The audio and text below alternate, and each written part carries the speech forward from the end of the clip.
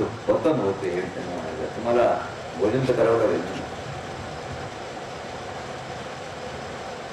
साधं भोजन आणि स्वादिष्ट भोजन, रसयुक्त भोजन, त्यात पचाम्यन्नम चतुर्विधम. चारही प्रकारचं भोजन तुम्हाला काही सायास न करता पचायला पाहिजे. सगळ्यात महत्वाचं आहे.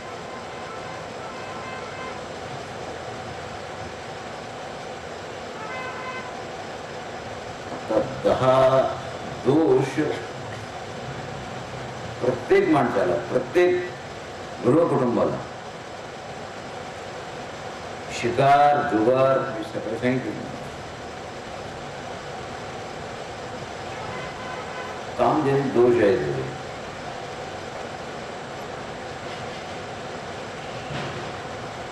त्यात कठोरता आधी जे आहे,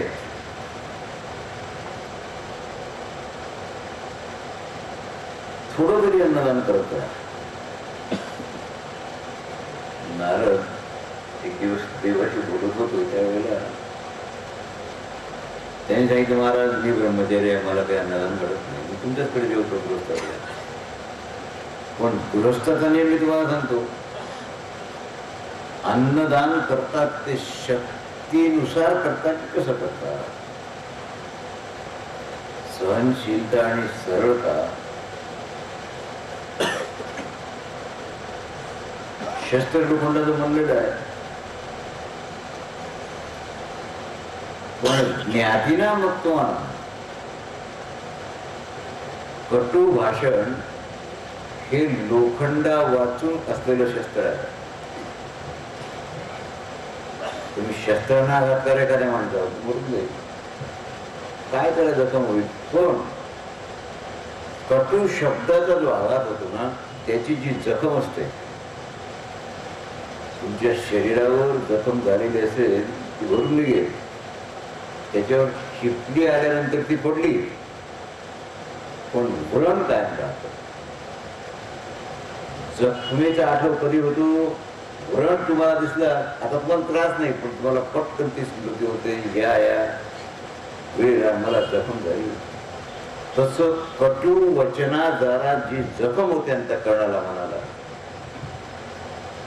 तो वळण दृष्टीला पडला की त्या अपराधाचा आठव तुम्हाला होतो. त्याकरता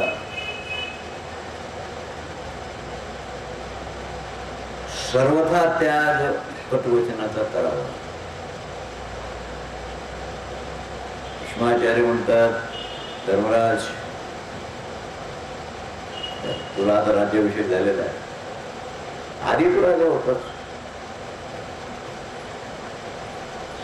तुमच्या राजे लोकांकडे मंत्री असतात, इतर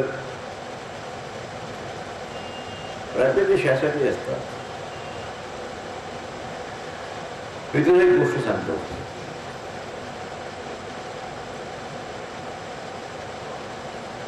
की करप्टेड लोक असतात, कारण मंत्री हे गॅरंटेड करप्टेड असतात. राज्याचं शासन बदनामी होईल आणि चालणार नाही, कारण त्यांचं लक्ष असते बँकेला. म्हणून दुष्टांना ते प्रवेश देतात. कोशल राष्ट्रात एक क्षेमदर्शी नावाचे राजे होते. त्यावेळेला त्यांच्याकडे एक मुनी आले. त्यांचं नाव होतं कालकवृक्षीय मुनी. त्यांच्याजवळ एक पिंजरा होता आणि त्यात एक कावळा होता.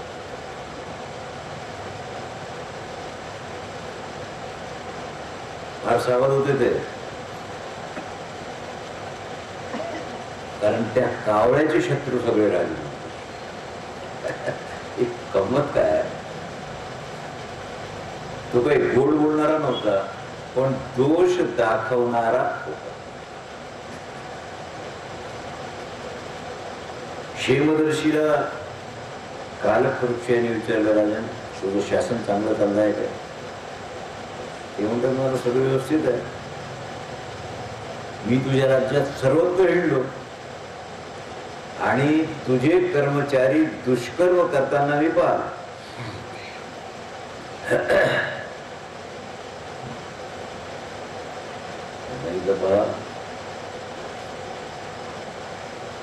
इथं काय पुरावा आहे सांगितलं हा कावळा. उद्या असं कर, तुझ्या दरबारातले सगळे मंत्री असतातच, सगळ्या कॅबिनेटची स्पेशल मीटिंग आहे म्हणून नोटीस काढ आणि तुमचा सत्कार करायचा आहे, तुम्हाला बक्षीस द्यायचं असं जाहीर कर. म्हणजे एकही ऍबसेंट राहणार नाही.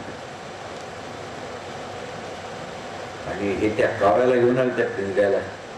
लोकांना असं आश्चर्य वाटे गेले का बावळट माणूस आहे काय, पोपट वागवतो, काहीतरी बोलणार.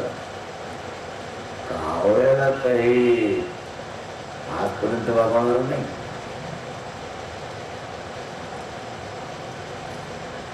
ते आल्यानंतर त्या कावळ्याचं वैशिष्ट्य स्थानापन्न झाल्यावर असो ज्यासो तो जाणी ते राजकोषस्था काको अयम तच्छिप. काय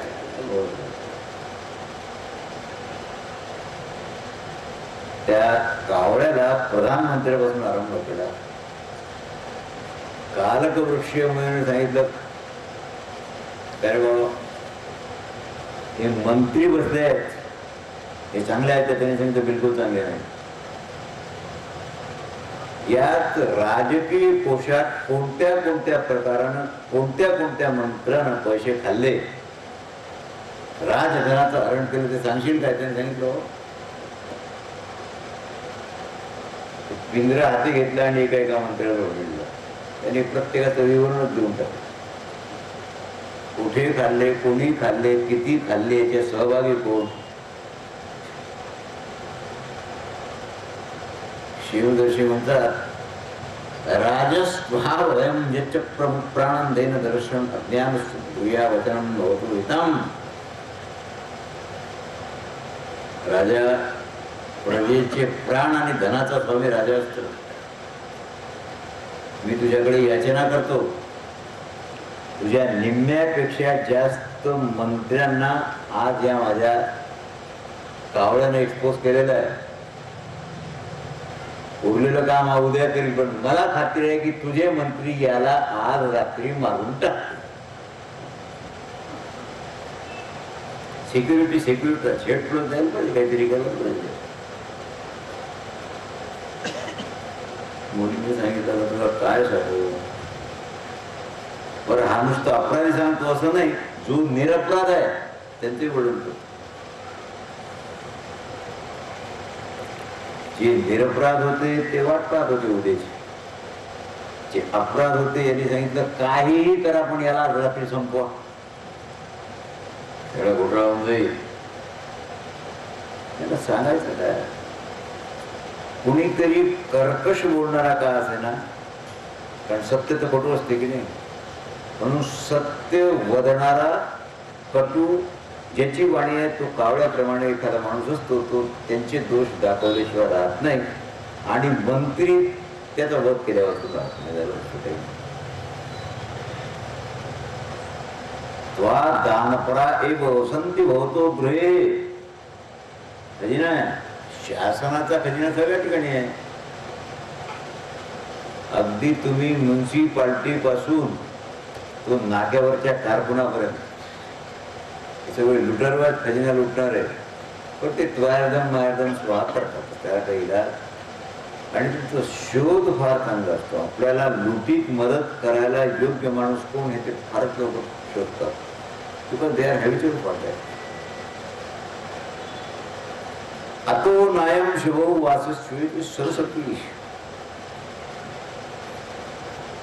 राजा पाप करून अन्याय करून शासनाचं धन लुटतात, धन गोळा करतात आणि शेवटी मरून जातात. मिळवणे धन लावी पोराशी भांडण पोरा. अति धन गोळा करून माणूस मेल्यावर जे 2-4 पोर असतील त्याच्यात भांडण लागते की नाही.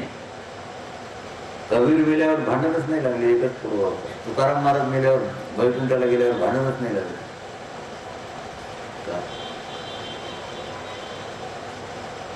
ज्याप्रमाणे श्वगृद्ध गोमाय युतो राजहंसो स्वदेशी. कुत्रे, गिधाड आदी क्रूर प्राण्यांनी ज्याप्रमाणे एखाद्या राजहंसाला घेरा टाकावा, त्याप्रमाणे राजन तुझ्या भोवतीया कुत्रे आणि गिधाडांचा घेरा पडलेला आहे. तुला पत्ता नाही. तुला हे अप टू डेट दिसतात.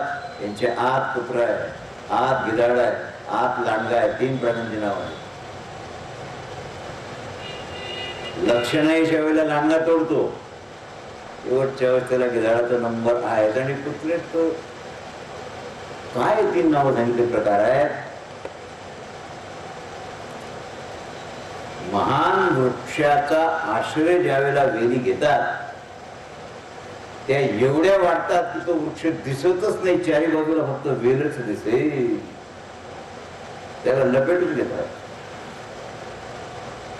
शेवटी त्यांच्या उष्णतेमुळे ते झाड वाळते आणि सरपणाच्याच कामी पडते. ही स्थिती तुझ्या शासनाची आहे. तू जितेंद्रिय आहेस, चांगला आहेस, प्रजेचं तुझ्यावर प्रेमही आहे, पण तुझ्याजवळ कर्मचाऱ्याचं, सैन्याचं भरण पोषण करायला धन राहणार नाही. मग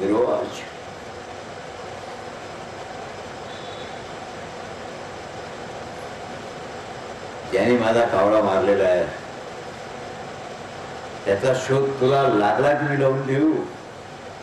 आम्ही अंतर्ज्ञानी, आम्ही त्याचा शोध लावून देऊ. आणि माझ्या कावळ्यात कोणताच दोष नाही. गुण हा आहे की तो अपराध्याचाच अपराध आहे तो दाखवतो. म्हणून याच्या मारण्यात जे जे सहभागी आहेत ते सगळे अपराधी आहेत. कावळा तो मारला. एक दोषाही भाऊ नंतर वेदात भयात मृत्युदंडात कृपाल स्वस्य इच्छा. राजन आम्ही ब्राह्मण आहोत, दंड आम्ही देतो, पण आमचा दंड कोमल असतो. तुम्ही क्षत्रिय आहात, तुमचा दंड तीव्र असतो. ब्राह्मण स्वभावानं तसा दयाळू असायला पाहिजे. आणि मग सांगितलं माझं नाव कारकवक्षी आहे. हे नको विचार की तुम्हाला कावळा कसा सापडला. अरे बाबा, हा सिद्धिप्राप्त महात्मा आहे. तसं तुम्ही विश्वास ठेवणार नाही. काहीतरी कावळा कोकिळेसारखा बोलला तर लोक गोळा होतील. कावळ्यासारखा ओरडल्यावर कोणी येत नाही. म्हणून याला कावळ्याच्या वेशात आणावं लागलं. कावळा बोलत नसतो, भविष्य सांगत नसतो, पण लोकांना आश्चर्य वाटावं की कावळा कसा बोलतो, अपराधी कसा पकडून देतो. या दुष्टाने त्यालाही मारून टाकलं. एकदम तद्वचन सुद्धा त्याने सांगितलं महाराज, मी असं समजत होतो की माझे मंत्री संत्री फारच चांगले आहेत. अरे चांगले नसतात. हे गुप्त मंत्रणेला ग्रहण करतात, गुप्त मंत्रणा विकतात आणि धन संचय करतात. 5000 वर्षापूर्वीचं तंत्र आजही तुम्हाला पाहायला मिळते. त्याच्या मुंबई आधीच्या केसेस आहेत ना, त्याचे निकाल ऐकून पेपर वाचून तुम्हाला आश्चर्य वाटत असेल. त्याच्यात क्लास 1 ऑफिसरच जास्त आहेत, फार मोठ्या पगाराची माणसं. पाप तर फसलं, धनही फसलं. किती दिवस फटकादिश मास वर्ष लागे. 10-12 वर्ष जेलमध्ये राहत. कोणी पासावर जाईल, कोणाला जन्मठेप होईल, कोणाला काही होईल. हा भरेल की न भरेल. पूर्ण पूजतो नित्यम नाही शक्ती होईताम प्रसन्ना प्रसन्न. हे जे चोर असतात ना, डकेत मंत्री, हे राजाला प्रसन्न करण्याचा जास्तीत जास्त प्रयत्न करतात. का? कांताच्या मानसी कोणी स्वैणी दिसी हाटेदारीशी जावयाला तैसी माते किरटी वदतीगा पावती करोनिया तिथी विश्वसूच्या कथा. आमचं पाप उघड पडू नये म्हणून गिनतीनं वागतात. शेपूट हलवतात. आता एका बाजूला एक व्यक्ती आहे आणि दुसऱ्या बाजूला समूह आहे. तुझ्यावर जर असा प्रसंग आला तर समूहाला ग्रहण करशील की व्यक्तीला? राजाने सांगितलं मला समूहाला ग्रहण करावं लागेल. नाही, हे देश कालावर अवलंबून आहे. दुर्योधन आणि अर्जुन एका वेळेला भगवंताकडे गेले. 4 दिवसावर युद्ध आहे, तू आमच्या पक्षाला ये. तेव्हा 2 गोष्टी समोर ठेवल्या. सांगितलं दुर्योधना, हा समूह हे माझं 2.25 लाख ही यादवी सेना आहे, एक अक्षौणी सेना, आणि एका बाजूला मी निशस्त्र. युद्ध करणे फक्त आहे तुमच्या बाजूला. त्यावेळेला देव मी सारथ्य करीन असं नाही बोलते. नाही, असं महाभारतात नाही, सांगतो कधी आहे. दुर्योधनाने सांगितलं आता तू युक्ती गोष्टी सांगशील त्याच्याकरता आमचा शकुनी मामा पुष्कळ आहे, तुझी काय गरज आहे? सुदर्शन चक्र घेऊन युद्धाला सांगितलं घरी ना मी शस्त्रात. मग मला समूहाची गरज आहे. सैन्य घेऊन गेला. एक कृतो मारा उरला 2.25 लाखात मेले सगळे. अर्जुन म्हणतात मला समूहाची गरज नाही. ऍक्सेप्ट केलं, निघून गेले. मग अर्जुन बोलतो, अर्जुनाने सांगितलं देवा, इंद्र सारथी मातली आणि तुझा सारथी दारू, हे तुझ्यापासून सारथ्य शिकले. हे उच्च कोटीचा गुण आहे त्यांच्यात. तू त्यांचा गुरु आहेस. माझी विनंती आहे की जर मला लाज वाटते सांगायला तू सारथ्य कर, माझी गाडी ड्राईव्ह कर, पण नाही राजून मला सांगावं लागते तू जर सारथ्य केलं ना यांना अर्ध्या वेळा संपवून मी. आणि सांगितलं काय हरकत नाही. आता तू माझा सखाई आहेस, काही कारणही नाही, सारथ्य करेल मी, पण बोलणार नाही. तू विचारलं तर सांगण्यावर तू राहणार नाही, पण मी होऊन नाही बोलणार. मी काय सांगतो तुम्हाला, एक माणूस अनेक माणसापेक्षा मोठा आहे. कधी कधी एक माणसापेक्षा समूह चांगला आहे. द्वारकेत समूहाचं विभाजन होतं. विधर्मता विप्रकृत पिता यस्म्यान दुर्पुत्रः. एखादा माणूस आहे अधर्माचरणामुळे अपमानपूर्वक काढून दिलेला आहे त्याला. मला असं वाटतंय की तो पुत्र सन्मानपूर्वक पित्याच्या पदावर जर त्याला प्रतिष्ठित करील तरीही विश्वास ठेवण्याच्या लायक राहणार नाही. तुमच्या लक्षात नसेल, एखाद्या माणसानं 10 वर्ष तुमच्याकडे काम केलं, मध्ये काही बिघडलं, वर्ष 2 वर्ष बाहेर जाऊन आला, पश्चात्तापानं की मी आता निश्चित रूपानं तुमच्यासारखा धनी मला मिळाला नाही, तुमच्याकडेच राहतो. शुक्राचार्य म्हणायचं आहे त्याच्यावर 100% विश्वास आधी ठेवता आला, आता नाही. नवऱ्याबरोबर भांडण करून वर्ष 6 महिन्याकरता फार शिवाय देतो बोलतो म्हणून दुसरा नवरा करून 6 महिन्यात परत आलेली बायको विश्वास ठेवण्याच्या लायकीची आहे काय? सांत्वना म्हणजे मधुर वचन, नीती, व्यवहारिक नीती फार भानगडी आहे त्या. 4 ब्राह्मण, शस्त्रधारी 8 क्षत्रिय, धनसंपन्न 21 वैश्य आणि 3 विनयशील शूद्र. संख्या कशा करता येईल?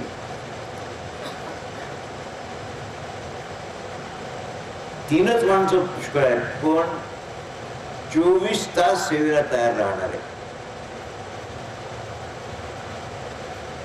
राजा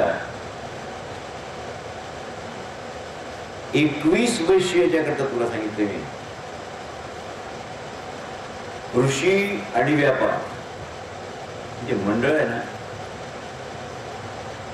तू एक मंडळ तयार कर. थोडं सावधान राहतो.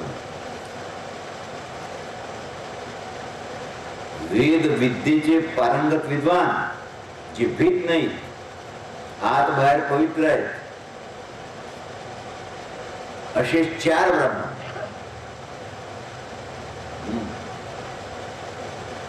8 शस्त्र धारण करणारे क्षत्रिय, ज्यांच्याजवळ विपुल धन आहे, विपुल शेती आहे, असे 21 वैश्य आणि विनयशील 8, तशी 3 किंवा 8 या लोकांचं मंत्रिमंडळ बनव. 4 वर्णाची माणसं का पाहिजे? कारण प्रत्येक वर्णाचा गुण वेगवेगळा आहे की नाही. त्या मंत्रिमंडळात मंत्रिणांमध्ये मंत्रम राजा पधारे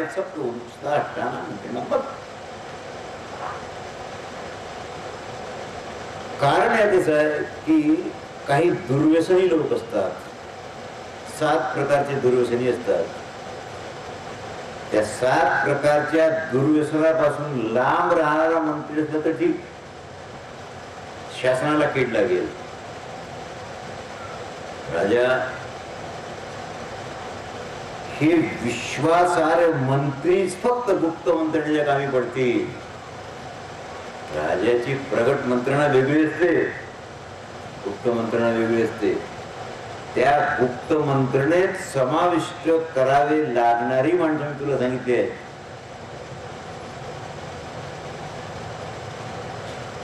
तुला निवास योग्य नगरी धन्वदुर्गम, महीदुर्गम, गिरिदुर्गम, तथैव मनुष्यदुर्गम, अप्पदुर्गम, मनदुर्गम, 6 प्रकारचे दुर्ग लागतात. कशाही प्रकारानं राजाचं रक्षण व्हावं. राजाचं रक्षण न झाल्यावर काही शिल्लक राहत नाही. याचा राजशासन आहे की नाही, त्याच्यामुळे राष्ट्र त्याचं रक्षण आणि टॅक्सेशन सरळ 1/6 त्याच्याविषयी बोलायचं काम असतं. कोणताही असो, व्यापारी असो, शेतकरी असो की नोकर असो, 1/6 आय असेल त्याच्यात तुम्हाला राजाला जर तुम्ही कर दिलात तर राजाचा खजिना कधीच रिकामा होणार नाही. पण याच्यात कर उडवे शब्द नाही सापडणार मला. यदि नात्मनी पुत्रेषु चैव पुत्रेषु न स्तुतो. द्वापरात करीत नाही. द्वापरात पापाचं फल तुम्हाला न मिळालं तर तुमच्या पुत्राला मिळेल, त्याला न मिळालं तर पौत्राला मिळेल. गांधारी असं बोलली, राजा पाप करू नको, कारण पापाचं फल तुला मिळणार नाही. तू जन्मभर राजा आला, दुर्योधनाला मारावं लागलं आणि दुर्योधना समक्ष त्याचा पुत्र लक्ष्मण अभिमन्यूनं मार. 3 पिढ्यापर्यंत बरं आहे. या काळात राजाचं धर्मपूर्ण आचरण सांगणं वेडेपणा आहे. कारण शासनच अधर्मी असेल तर शासक धर्मपूर्ण येईल कुठून? शासक अधर्मीचा अर्थ कळाला का तुम्हाला? एक व्यक्ती आहे राजा, त्याला धार्मिक करता येईल. हजारो मंत्री संत्री जे आहेत हे सगळे शासक आहेत, ज्यांना कसं काय धर्मात युक्त करता येईल? म्हणून शक्य आहे. आत्मशुद्धी सद्गतीचं कारण आहे. यात त्यांनी काही अंबरीशासारखे राजे, इंद्रादी त्यांचं वर्णन वगैरे केलेलं आहे. हे सगळं याच्याकरता आम्हाला सोडून द्यावं लागेल, याला वेळ खूप लागेल. आणि भीष्माचार्यांनी काही गोष्टी जरा विचित्र सांगितलेल्या आहेत. श्रेष्ठ पुरुषांची संमती घेऊन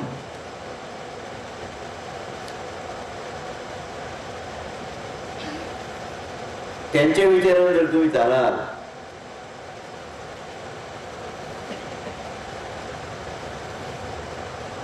नारद म्हणतात जोपर्यंत तुम्ही मी आणि माझं म्हणून व्यवहार करताना तोपर्यंत तुम्ही काही करू शकत नाही. धनम वा पुरुषोराजम पुरुषम वा पुनर्धनम. माणूस धन सोडून दे किंवा धनच माणसाला सोडी. माणसं धन सोडतात की धन माणसाला सोडते. समजा तुम्ही 1000 रुपये खर्च केले, पंगत केली, धन सोडलं, पण मराठीच्या वेळेला धन तुम्हाला सोडते. कोण कोणाला सोडतो? आणि मग एक दिवस त्याचा तुमचा कायमचा वियोग होतो. या करता शहाणा माणूस धना करता चिंतित होत नाही आणि पापानं धन गोळा करत नाही. पापानं गोळा केलेलं धन लवकर सुटते, कारण लवकर मिळालेलं असतं, त्याची स्पीड असते. विमानाचा प्रवास लवकर होतो, तेवढ्याच लवकर लँड होईल. संसर्गात येणारे पदार्थ जवळ आले की दृष्टिगोचर होतात, लांबून दृष्टिगोचर होत नाही, पण प्रभाव निश्चित असतो.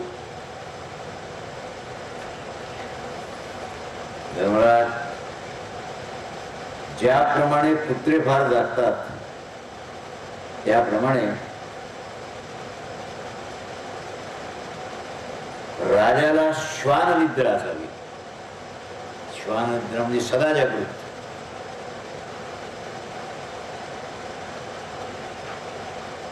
हरण ज्याप्रमाणे फार चपळ असतात त्याप्रमाणे त्याला राहावं लागेल, कारण भयाची आशंका आल्याबरोबर त्याचा उपाय करावा लागेल. कावळा तुमची चेष्टा पाहत असतो, त्याला 1 सेकंद आधीच कळते की तुम्ही आता दगड मारणार आहात.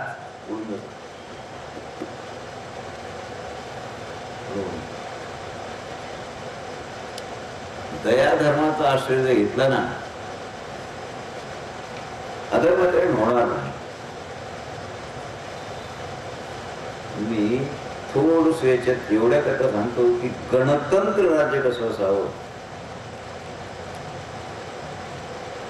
भीष्माचार्यांनी प्रश्न विचारल्यावर उत्तर दिलं आहे. महाराज, गुणात कुलात चांगले गुणवान, चांगल्या कुलात जन्माला आलेले राहिले, यांच्यात वैर निर्माण झाल्यापासून राहत नाही. त्याचं कारण काय? लोभ आणि अमर्ष. मी सगळ्यात बलवान आणि तुझं राज्यधन मला मिळालं.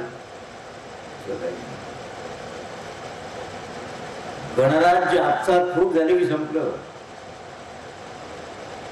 द्वारकेचं गणराज्य होत, त्यात जे प्रधान अधिकारी असतात तेच द्वैत निर्माण करतात आणि मांडतात. बुद्धीचा दुरुपयोग केला सगळं संपतंय. धर्मराज विचारतात, महाराज सेवा आणि सेवन कुणाचं करावं? त्यांनी विचारलं साधा आहे, किम काय धर्माणी गरीब होत भीष्मवाच माता पितृ गुरुणांची पूजा होता. मग सगळ्यांना माहित आहे. मला तर असं वाटतं की माता आणि पिता आणि गुरु याच्यामध्ये देवही नाही, कारण तो सगळ्याचं कारण आहे. पण प्रत्यक्ष जन्माला कारण माता पिता आहेत आणि गुरुच्या बोधानंतर पुनर्जन्म होतो दुसरा, तो द्विज होतो, म्हणून दुसऱ्या जन्माला कारण गुरु आहे. देव पाहिजे तुला. माता पिता सेवेमुळे प्रसन्न होती आणि गुरु सेवा प्लस आदरामुळे प्रसन्न होईल. पालन करावं लागेल. त्यात आईचं वागणं फार सरळ असते, पित्याच्या मातेसारखं वागणं नसेल. पिता थोडा अधिकार वाढीने पुत्राला वागवतो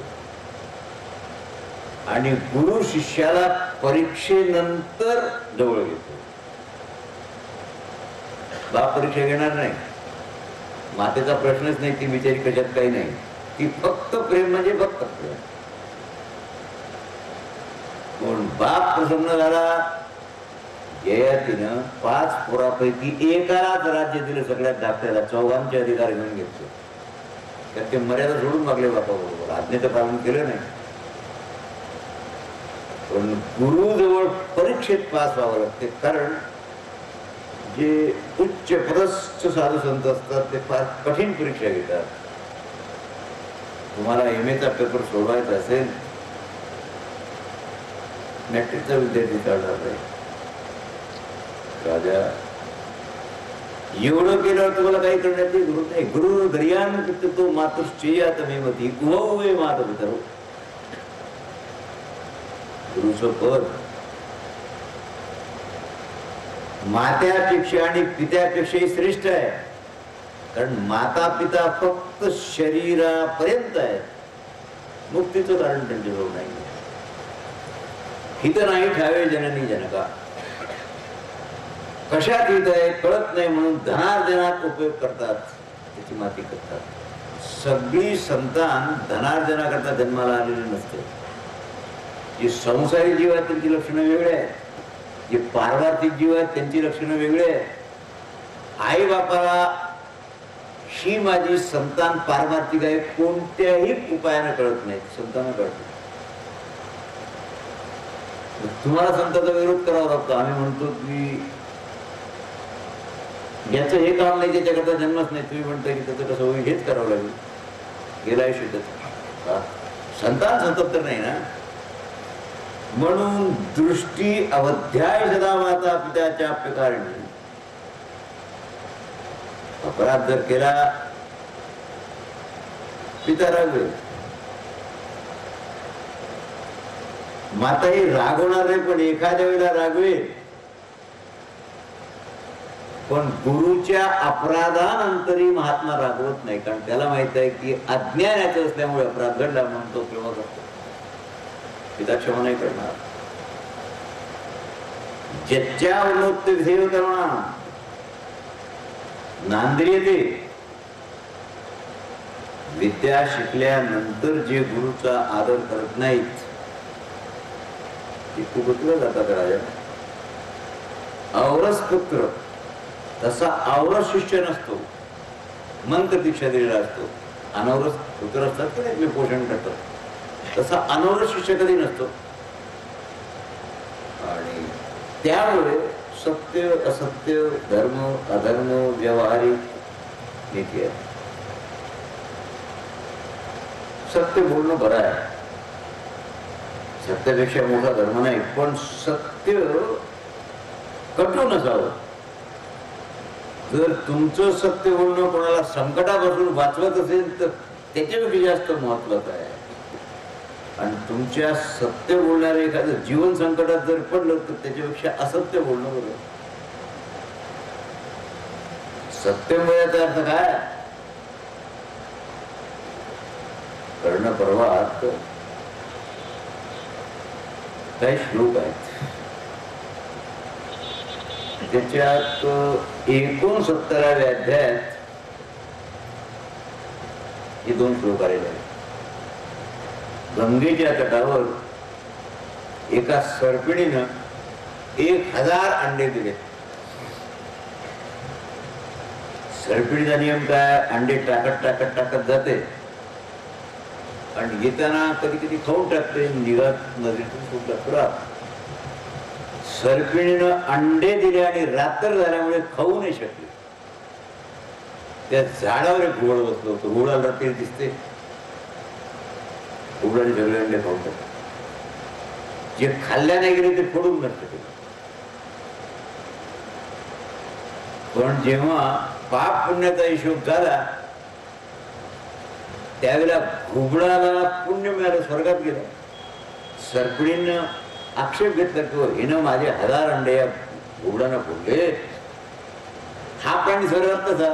सांगितलं कोणते अंडे फोडले? चिमणीचे फोडले. ते पात्र झाले ते उडून गेले असते. हे 1000 अंडे जर या घुबडांना फोडले नसते दुसऱ्या दिवशी याच्यातून 1000 सर्प निघाले असते किती लोकांचा जीव घेतला असता. किती माणसाचा जीव वाचवलाय घुबडाने. म्हणून घुबड असूनही हे स्वर्गाला गेलं. मारून हो. नारद वाल्या कोणाला काय बोलले होते? प्राण ते विवाह बाबा, तुमच्या रक्षणाकरता ज्या वेळेला असं पाप कर्म करावं लागतं त्यावेळेला ते पाप नाही. तुम्हाला पाप कुठे कळत नाही ना. पंचायती आहे ना, तुमच्या व्याख्येत कशाला पाप म्हणा कशाला पुण्य म्हणा तुम्हाला कुठे कळते? कधी दिसते पाप असते पुण्य, कधी दिसते पुण्य पण असते पाप. सदाचार आणि ईश्वर भक्ती हे दुःखापासून सोडवण्याची साधन आहेत. तुम्हाला कशापासून सोडायचं आहे? कशापासून सोडायचं? आळस कशाला म्हणतात? मी तुला सांगतो, कर्तव्य कसं असते. एक उंट होता. आता उंट आहे, प्रजागतीत तू सत्ययुग. उंट काही विशेष असेल, उंटांनी तप केलं असेल. उंटांनी सांगितलं, महाराज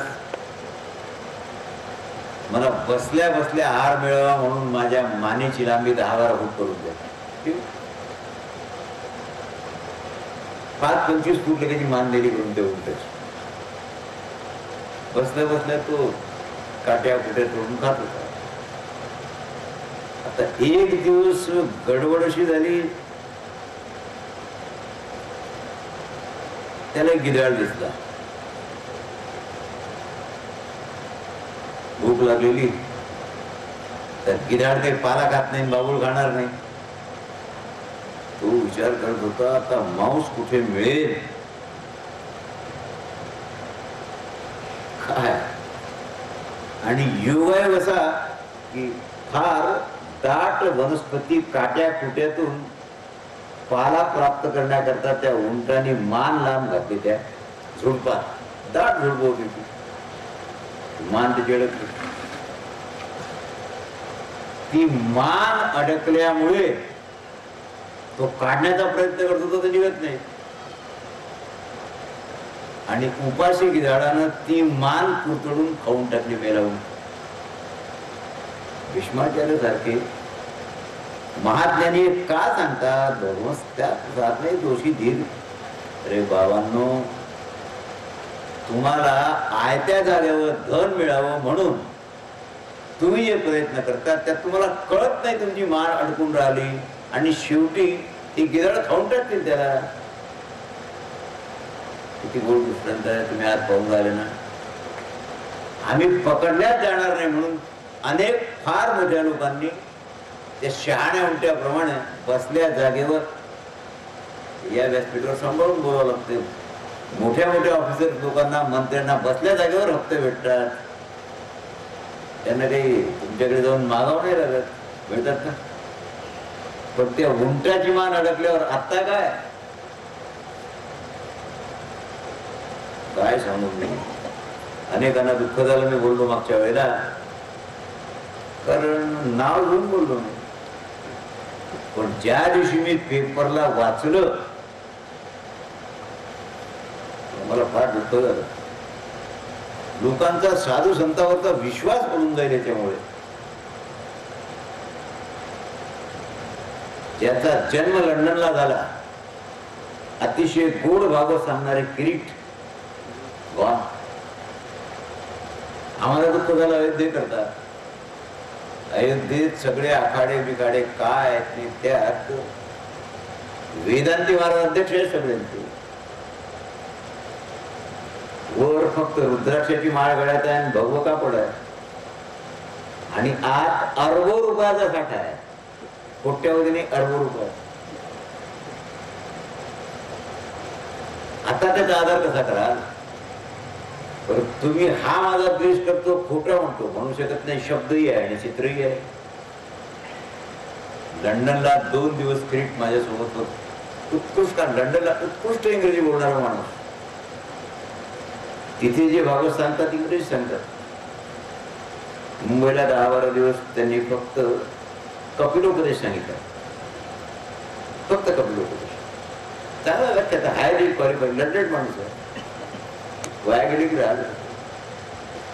म्हणून मी म्हणतो की आपले साधे वारकरी बरे आहेत,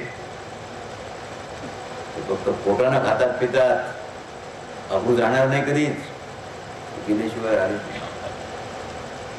रोज टीव्हीवर तुम्ही प्रवचन ऐकता,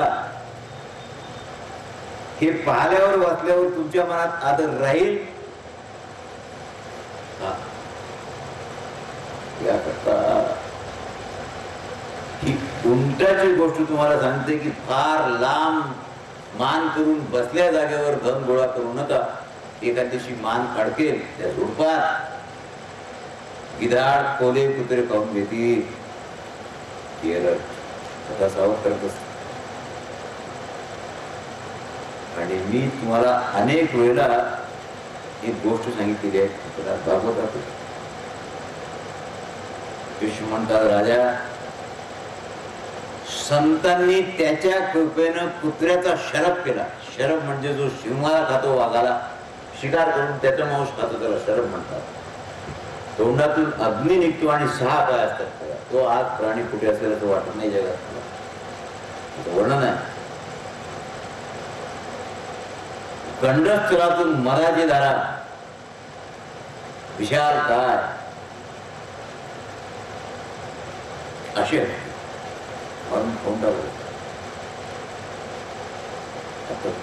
काय गंमत आहे. एक सातम दृष्ट्वा सर्वम ज्ञान तस्या वयात. एका योग्याचा आश्रय घेतला त्यांनी. कुत्रे किंवा मला हा कोला खाऊन टाकेल काय करेल. त्याने त्याला अभय दिलं, मी तुझं रक्षण करीन. आता अभय करायला ते काय कुत्र्याचं रक्षण कसं करायला, म्हणून त्या योगाने विचार केला की या कुत्र्याचा लांडगा करून टाकू. पटकन लांडगा केला. त्याला वाघाचं भय, वाघ केलं. सिंहाचं भय, सिंह केलं. शरभाचं भय, शरभ करून टाक. हा अध्यायाचा आहे कोण 40-42 योगा. आता कसं करावं. बरं त्याला विचारलं का तुला कशाचं बल देऊ, काय करू. त्याने विचार केला, मला याने कुत्र्याचा शरभ केला म्हणून याच्या गुहेच्या द्वारावर बसून माझं कर्तव्य याचं रक्षण करणं. रोज बसत होता, रक्षण करत होता, कुणी आत येऊ नाही शकतो. एक दिवस त्या शरभाच्या म्हणजे पूर्वी असणाऱ्या कुत्र्याचा शरभ केला की त्याच्यात गुण कुत्र्याचे आहेत, शरभाचे. मी सांगतोय फार मार्मिक आहे, ही गोष्ट नाही आहे. जरी कुत्र्याचा शरभ केला तरी त्याच्यात गुण आणि स्वभाव कुत्र्याचा की शरभाचा आधी होती तशी. पट्ट राणी केली तशी, तिची हिंडणे राहीना, मूळ स्वभाव जाईना. याने पण त्याने विचार केला, ज्याने कुत्र्याचा शरभ केला, एका दिवशी त्याच्या मनात आलं तर पुन्हा कुत्र करील. ही शक्ती याच्यात आहे. कुणी या योग्याला खाऊन टाकलं की मी अमर झालो. केलं की नाही त्यांनी, फक्त त्याच्या मनात आलं. आता जो कुत्र्याचा शरभ करू शकतो तो अंतर्ज्ञानी असेल की नाही, त्याने पाहिलं आपण अनधिकारी जीवाला अधिकार दिला, आपल्यालाच खातो म्हणतो. कमंडलू उचलला, पाणी घेतलं आणि त्याच्या अंगावर टाकलं त्या शरीराच्या. पुन्हा कुत्र लांडगाला खाऊन टाकलं. ही कथा 2 प्रकाराने आलेली. एक पुनर्मूषको भव या शब्दात आली आहे, कुत्र्याच्या रूपात आली आहे. कशा करता ही जास्त प्रबोधक याच्या करता की यात उंदीर नाही, कुत्रा दिलेला आहे. कुत्र्याचा स्वभाव तुम्ही जाणता, प्रामाणिक आहे, तुमच्या अंगावर भुंकणार नाही. पण भुंकल्याशिवाय जगू शकत नाही म्हणून कुत्र. काही काही लोक चांगले आहेत पण निंदा केल्याशिवाय राहत नाही. जी कुत्र्याची जवळ असते त्याचा स्वभाव आहे तो कुत्र्याचा. आता त्याला तुम्ही सिंहन वाघ आणि शरभ करून काय कराल. त्याचं कुत्र पण नाही जा. तुम्ही ₹1,00,000 कुत्रा जर एखाद्या अमेरिकेहून आणला आणि आपल्या वाळग्यात झालेली कुत्री असेल, त्या दोघातही कुत्रेपणा सारखा आहे. लक्षात आलं काय.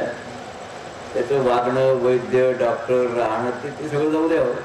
पण आत जो कुत्रेपणा आहे तो एकसारखा, त्यात काही फरक पडणार. मग आता कुत्र्यात दोष की गुण? रक्षण करतो गुण आहे, दिवसा झोपतो म्हणून रात्री जागतो.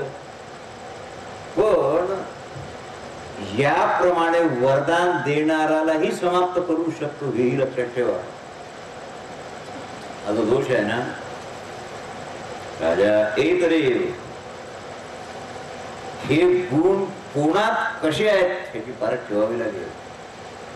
सेवक सगळेच असतात, पण संग्रह आकुलीनाचा करू नको. आता अकुलीन फार बारीक आहे. प्रतिभाशाली बुद्धी ज्याच्याजवळ आहे तो साधारण बुद्धीच्या माणसाला केव्हाही पराजित करेल.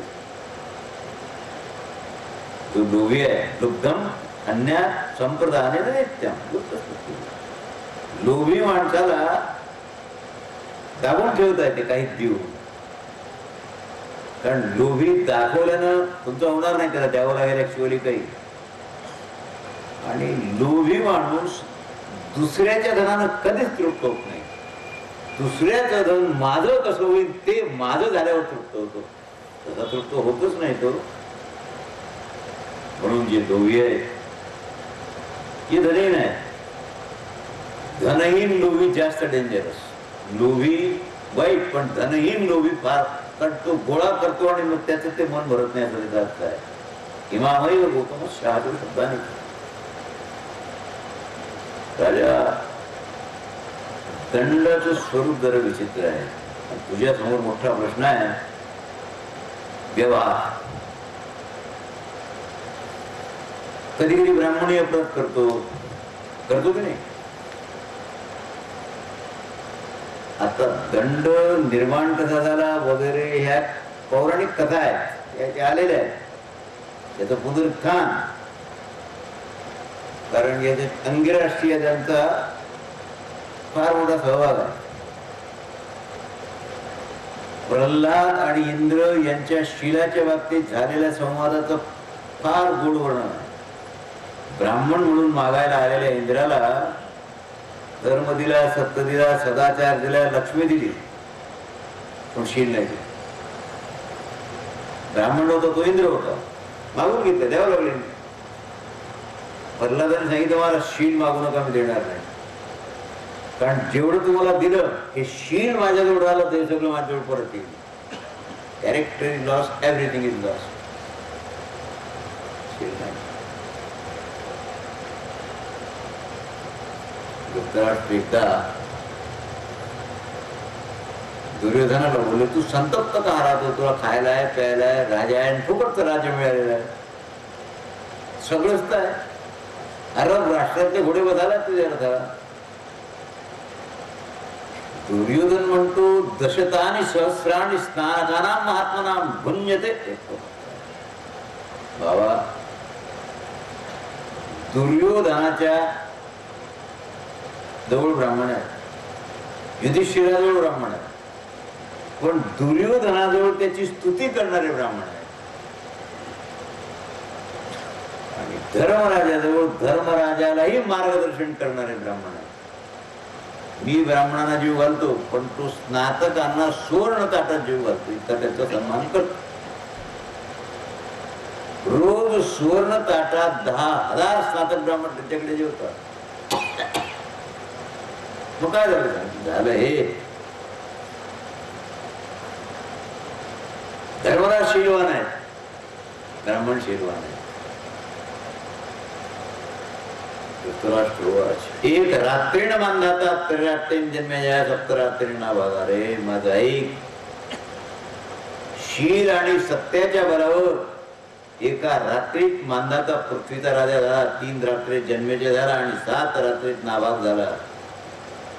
पृथ्वी बांधलेली आहे शील आणि सत्याची, जे तुझ्याजवळ नाही.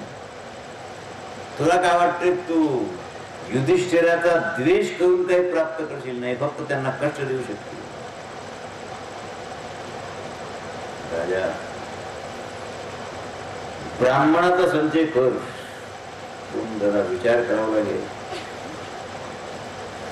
शीलवान ब्राह्मण दुर्लभ आहेत, लोभी ब्राह्मण सुलभ आहेत. ब्राह्मणाला भोजनाचा लोभ ठीक आहे, दक्षिणेचा लोभ ठीक आहे, पण संचयाचा लोभ नाही ना. आशाम महत्तराम म्हणणे प्रबोधात समुद्वा आकाशा अपिवा.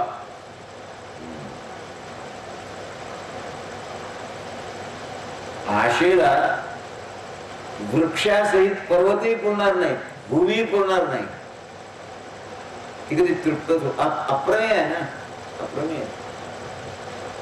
आशायम परम दुःखम नैराश्यम परम सुखम. आशावान कधी सुखी होणार नाही, निराशवान त्याला कधी दुःख होणार नाही. या दोन गोष्टी तू लक्षात ठेव.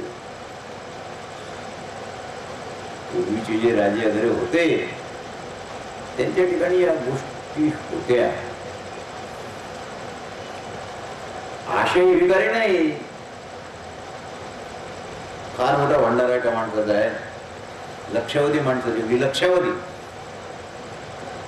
फार मोठा स्वयंपाक. एक चक्क म्हातारी आली, तिने सांगितलं त्या आम्हाला जीव घाला. जीव घालणारीला एक पान दे वाट, जीव घाल. तिला जे वाढणं सुरू झालं, 10-12 पंक्ती झाल्या, सगळं झालं तरी तिचं वाढणं सुरू, त्या तिच्या पानावरून तिचं भोजन सुरू. म्हातारी त्याने विचारलं काय ग तुझं जेवण?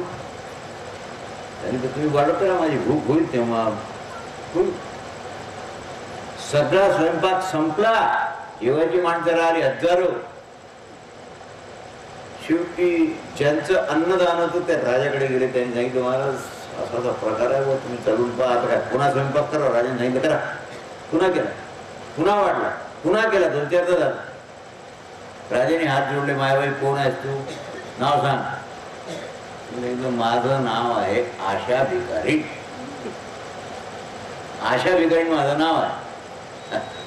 राजा माझं पोट भर सांगितलं, माझा बाप यायला स्वर्गात तुमचं भरणे नाही, नमस्कार आहे तुझा.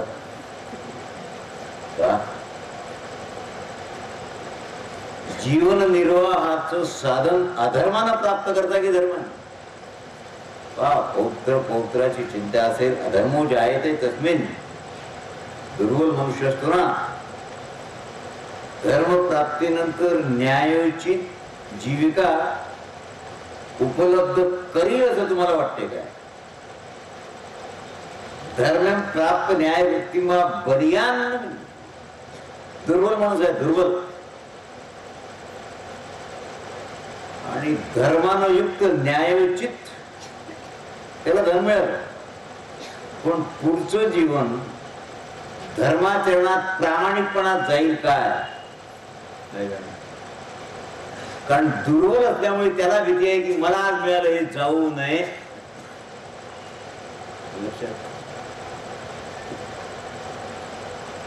राजा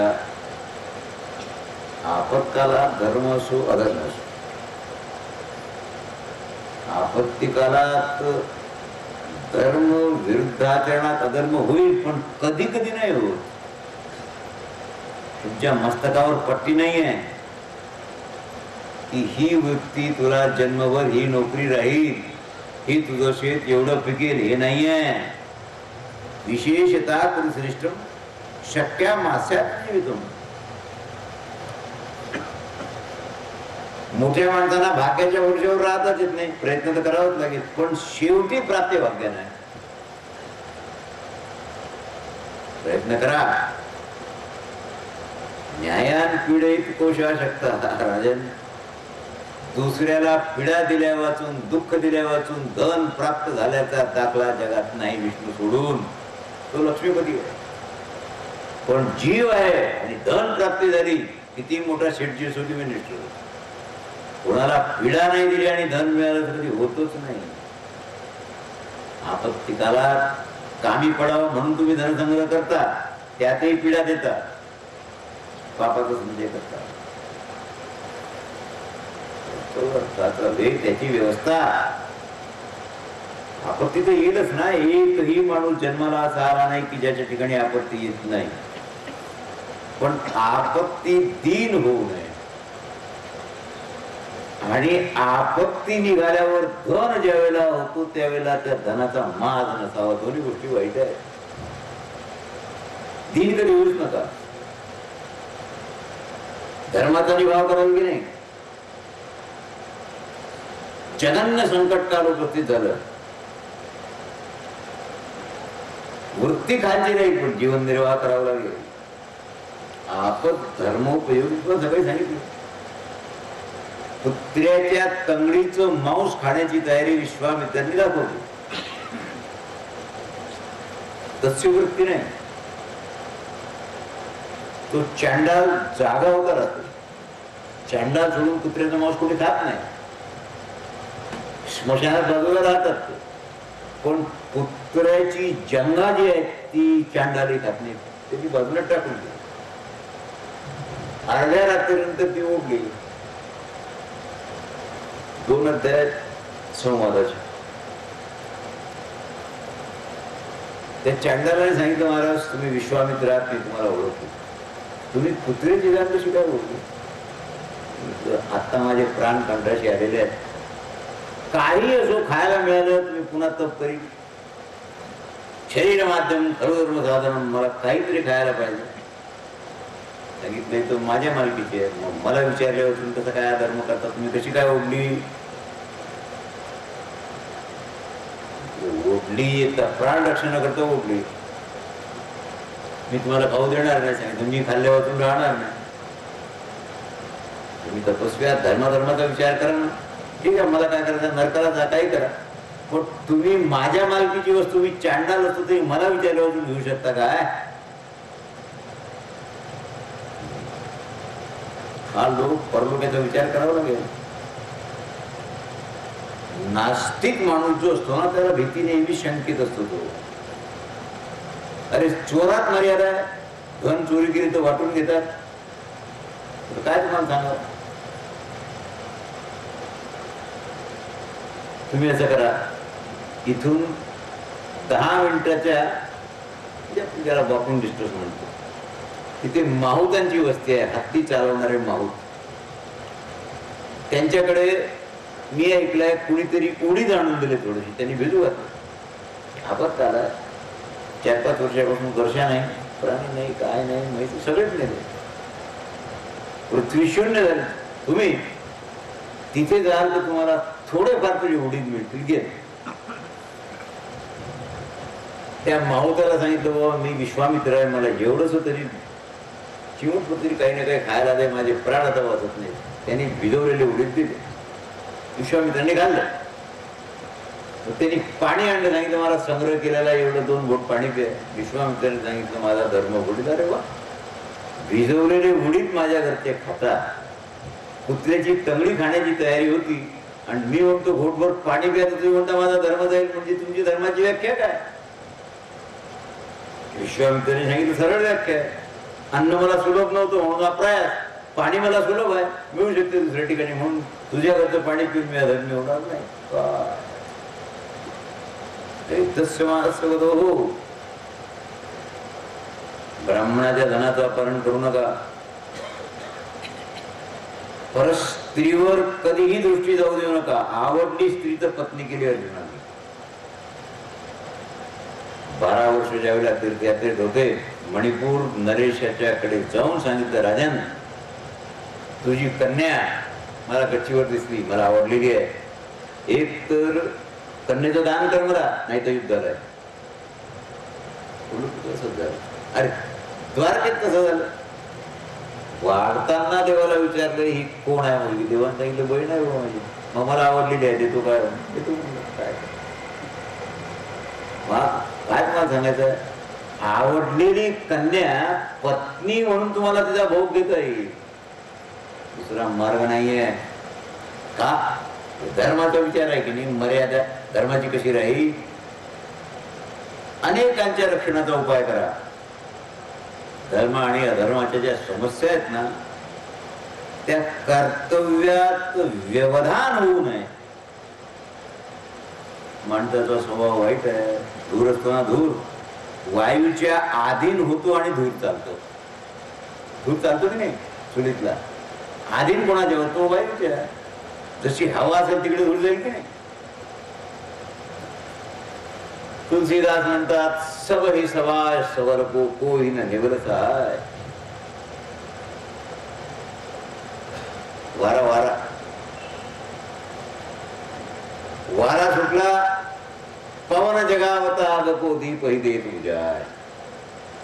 वारा सुटलं तर आगेला मोठं करील, दिव्याला विजून टाकेल. सब ही सवाय सवर को. बलवानाला सगळे जाय करतात, निर्बळाला कोणी जाय करत नाही. दिवा विचारा निर्बल आहे त्याला विजून टाकलं. लागलेली अग्नी आहे आग, त्याला वाढून गेलं. राजा निर्बलाची सहाय्य करण्याची व्हावी. उद्विग्नता शहाण्या माणसाला आठवणी आहे. तशी जरी असला म्हणजे चोर त्याची सद्गती झाली कशी काय जाईल. येस्मान प्रतिगुणामी दस्यु भोजना शंकया. जे डकेत आहेत, चोर आहेत, त्याच्या घरी आपण जेवत नाही. आणि त्यांच्या घरात तर सकाळी सकाळी अन्न फूल आदी भोजन सामुग्री काय नाही होत त्या माणसाला ठेवून द्यायची त्याच्या घरी. वानप्रस्थ आणि संन्यासी पूजा सगळेच करतात. एक माणूस रोज वानप्रस्थ संन्यासीच्या घरी जाऊन अन्न वगैरे ठेवून देतो. आश्चर्य आहे की चोर लुटेरे डकेत त्यांच्या घरी जाऊन सकाळी फळमूळ सगळे ठेवून देत होता. एक दिवस अतिक्रमण आहे मर्यादा. त्यांनी सांगितलं महाराज इथे देश काळ मुहूर्त ज्ञाता काय सांग. कधी प्रिय बंधू, कधी स्त्री, पित्रा, बालक आणि तपस्वी संत यांची हत्या न करू. यांना स्पर्श करू नका, त्यांच्यावर युद्ध करू नका, वध करू नका आणि स्त्रियांना बलपूर्वक कधी पकडू नका. तुम्ही चोर असूनही तुमची गती चांगली होईल. किती गोष्टी सांगितल्या. जो भ्यालेला आहे, जे बंधू आहे, जी स्त्री आहे, जे तपस्वी आहे, जे संत आहे, आणि मी तुम्हाला शरण आलो म्हणणार. स्त्री वर्गाची हत्या गॅरंटीने झाली नाही पाहिजे. एवढं जर तुम्ही कराल तर चोर असूनही स्वर्गाला जाल. पण सज्जन असल्यावर तुम्ही सज्जनपणाच्या आड जर चौर्य कर्म कराल तर नरकाला गेल्यावर तुम्ही राहणार नाही. पुनर्धर्मेण शास्त्रेण वर्तेत येत सेवा. दस्यूच्या घरात चोराचे उत्पन्न होऊन धर्मानुसार वागाल. लुटेरे असूनही शीघ्र सिद्धी. आचार्य म्हणतात राजा माणूस तर काही ना काही करतो की नाही. कोणाचं धन घ्यावं, कोणाचं न घ्यावं, कर्मण्याचा विचार आहे की शेवटी काय ते पहा. संकटाला जाणून वागणारा माणूस शहाणा आहे. अकस्मात पृथ्वीची धूळ आहे, ती धूळ जर जात्यावर गळली तर जास्त बारीक होईल, मैन होऊन जायची. कारण उत्तरोत्तर वस्तूला सूक्ष्म बनवण्याचं काम करा.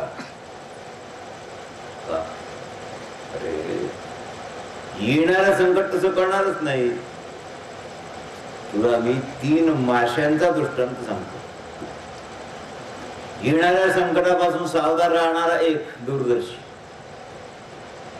एक तत्कालच आणि दीर्घच होते. एका तळ्यात 3 मासे होते. आता उन्हाळा सुरू झाला की कर्तव्याचा निश्चय करावा लागेल. मग त्यातला जो दीर्घसूत्री होता तो वेगळा होता, तत्कालात होता तो वेगळा होता आणि दूरदर्शी वेगळा होता. आता हे तळ 8 दिवसात वाळून जाईल, आपण मरून जाऊ म्हणून त्यांनी 8 दिवस तळ वाळण्याच्या आधी दुसऱ्या तलावात खोली भरून चालला. हे दोघे त्याला हसत होते. पण जो थोडस काही जाणत होता दीर्घसूत्री, त्याचं तर घेणं देणंच नाही.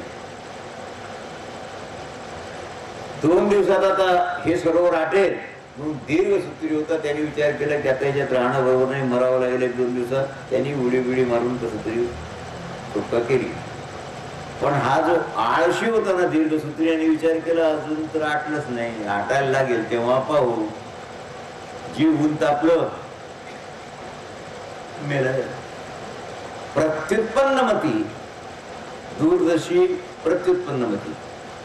वेळ आल्यावर पाहून घेऊ, आतापासून काय घाई आहे. तुम्ही हा पेंडॉल टाकला, पाऊस सुरू आहे का, इतका हवा आलाय काय, किंवा तुम्हाला वॉटरप्रूफ पेंडॉल टाकावं लागेल. दीर्घसूत्री माणूस असाला कशाला घाई करता, पाहू ना वेळ आल्यावर, मटेरियल जवळच आहे, टाकून घेऊ. 3 माशासारखे आहात तुम्ही लोक, मला म्हणायचं तुम्हाला. याच्यात काही दीर्घसूत्री आहेत, काही तत्कालज्ञ आहेत आणि काही दूरदर्शी आहेत. हे तुम्ही जे आयोजक संयोजक आहात ना, दोन्ही मंदिराचे, आप्पास्वामी मंदिर असो की गजानन मंदिर असो, यात संचालन करणारे, व्यवस्था करणारे काही दूरदर्शी असतात, काही तत्कालज्ञ असतात आणि दीर्घसूत्री असतात. हा माशाचा ओरिजिनल दृष्टांत. एवं प्राप्ततमं कालम यो मोहान होते. जो पुरुष मोहवश आपल्यावर येणाऱ्या संकटाला जाणत नाही,